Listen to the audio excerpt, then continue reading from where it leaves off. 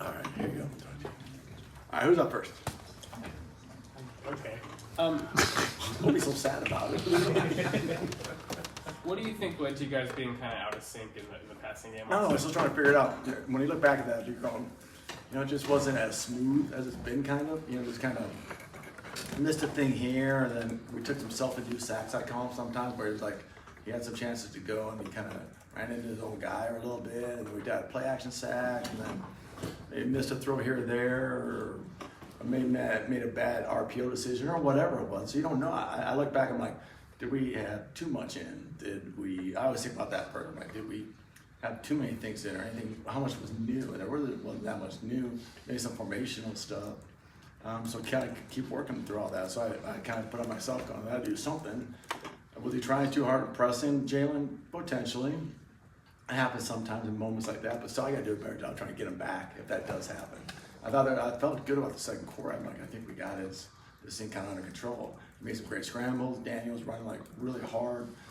And then I got to the third quarter, and I told somebody, I said, people want to talk about like, oh, you're out of sync and all this stuff. I'm like, we had a 19-play drive, which is crazy. I kind of felt like got back into it. Kind of, okay, here we go. And the first 6 games, I think, of the year, we scored every time in this third quarter, I think. And the last 2 we haven't. And those are kind of needed in that moment. We come out and we just missed E-Man for the great thing about football is, like any sport, first third down, we call a play where I knew they were going to jump the tight end, so you're hoping to get backside. And he got right backside to E-Man and just missed that throw. If E-Man catches a 60-yard touchdown, now we're tied. We're probably not having this discussion. And we just missed it, and I was going to go down and score, and then we turned the ball over. That's what's struggling. That's what the problem, a turnover, a sack, fumble, the drop, the snap, that's the kind of stuff that, I don't know. So you kind of look back and go, maybe, I don't know, too much. Whatever it was, we got to try to do. So I think maybe it was a little bit of different things. I didn't think it was going to affect them, and it did. You never know, unfortunately, until sometimes you see it out there. It goes. But I'll take full responsibility, but that's me. In syncness, I'm like, out of syncness, I'm like, gosh, I felt like we got kind of back into it. Do you feel like you've learned anything across these last 2 games about your offense? I'm learning we're resilient, but then we can't, resilient off the bat. We got kind of punched in the, last time, or how you know, I thought kind of got punched in the face the last two games off the bat. And all of a sudden we fight back and we're resilient. I know we scored early in this game, it's a little different deal, but we still got behind 21-7 and had that long 9-minute drive. And then, so I've learned, hey, we are resilient, we got fight in us. But then the second, how do you say this, like the second time we unfortunately aren't carrying that into the third, keep that momentum going.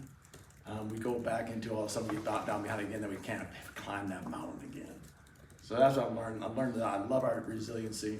I just got to do a better job, calling plays, a better job, getting those guys to ride that wave a little longer and get us past that third quarter.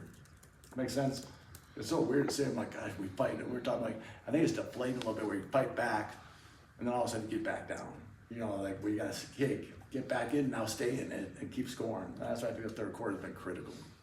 Having a kicker as good as Length has been this season, how does that kind of calculate in your play calling and the way you go about things when, you're in that, basically midfield area? Well, it's unique now. It's different now because last year we're in field goal range, right? Mm-hmm. So in the back of your mind, like, hey, as long as we stay, it helps you just knowing as long as I stay forward, as long as we continue with the rule of 0, which we're struggling with right now, we can stay where we're at. The worst thing we're gonna get points.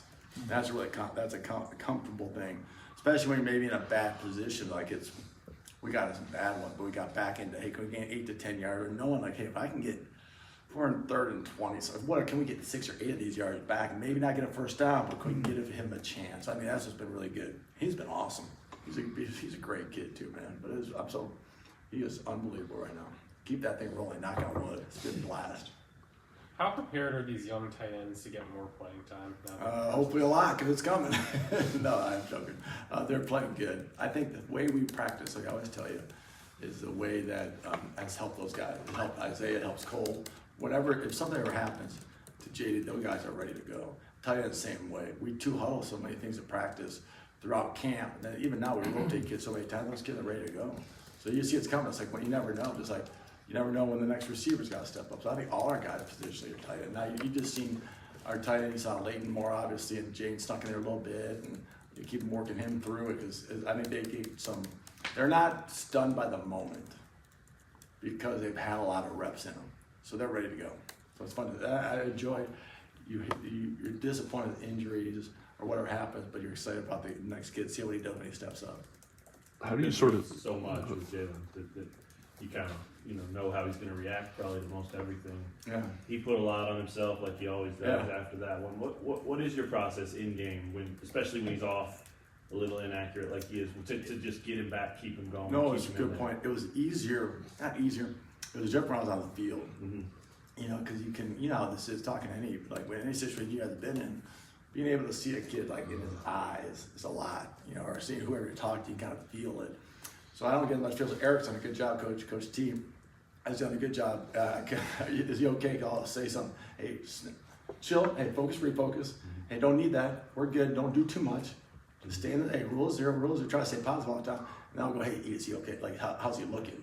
I miss the looking part. I don't get to see that till halftime. Just the eyes. Sometimes it's Jason the same way. Somebody's got to see the eyes and go, okay, good. Or like, whew, all right, let's do this. What do we got to do? And so on. So I think that's what's been good with Eric.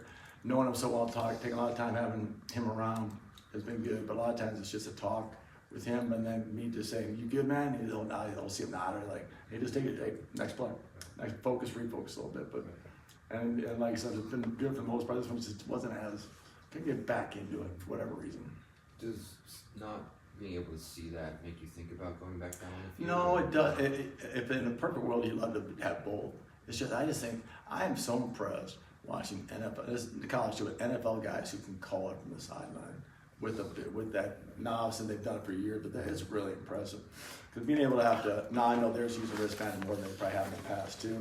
But being able to have that sheet right in front of you and like have all these, I have all these things going, contraptions going on, whereas it's easier to kind of be.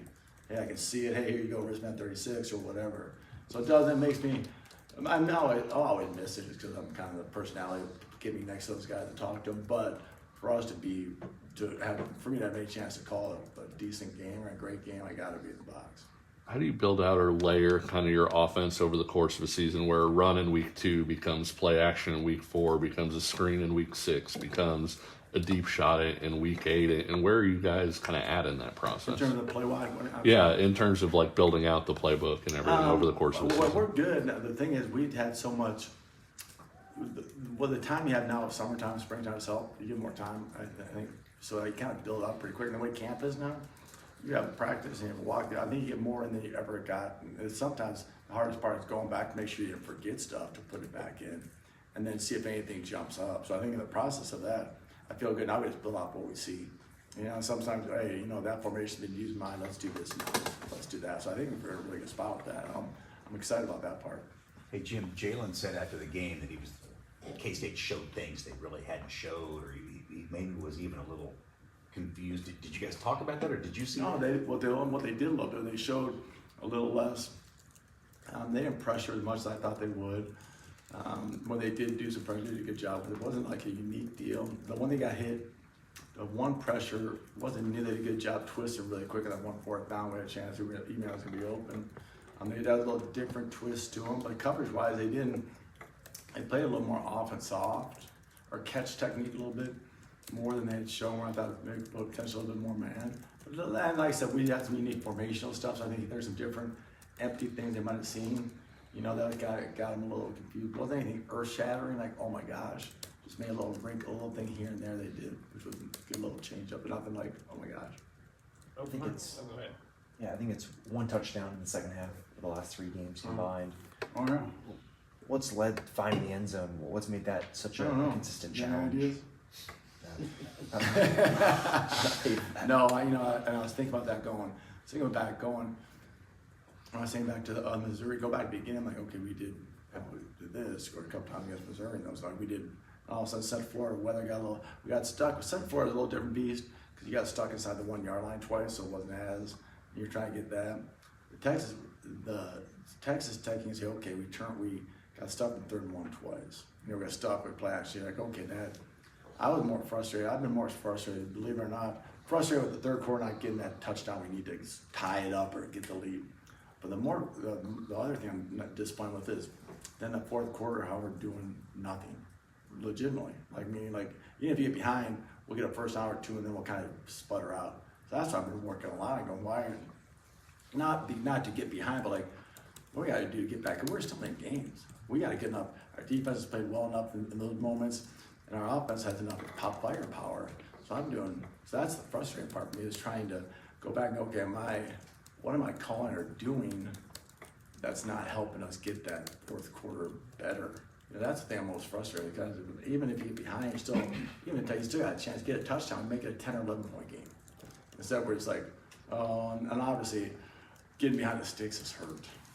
It really has. Even when I was going back to it's funny you said that, because I was going back to Central Florida game, and the first play of somewhere in that end of third quarter, early fourth, we get a first down, got momentum, could run the ball well, and all of a sudden we jumped offside or something, we went 1st and 15. And then after that, we then end up with 2, don't get it. So sometimes that penalty, like this game, okay, we got it, we're okay. And all of a sudden we drop a snap and end up in whatever land, just the uncomfortableness of that. So that's what I think it's been most is, I look at it more as, I'm always taking on me, because I'm like, well, I need to call things, I need to do a better job, but then I'm like going, we're self-induced issues. You know, not something like, oh my God, they brought a new 8-man pressure. You know, but it is like, what is happening? Are we trying to, what is going on there? So I think, take a deep breath, let's go one play at a time, let's go back to basics, focus, refocus, let's get the first down. Let's do that. I think we'll be fine. Jim, what have you seen from Oklahoma State defensively? You know, really, their defense, since Clint's taken over, a little more man coverage stuff and pressure package. They play hard, and they're good up front. Like they can run, they got good body types, they play a lot of people. He's done a good job rotating, and he's playing a little more like Texas Tech. They play a lot of man, but he's done a good job with his pressure packages. I think they've done on the field a lot, but they've done a really good job. You look back, you really break the game down. They've done a good job defensively. They give a couple points here and there, but overall, like there's some people that make some plays to get them. So I think he's got him playing really well. I really do. Anything else for Coach Zebrowski?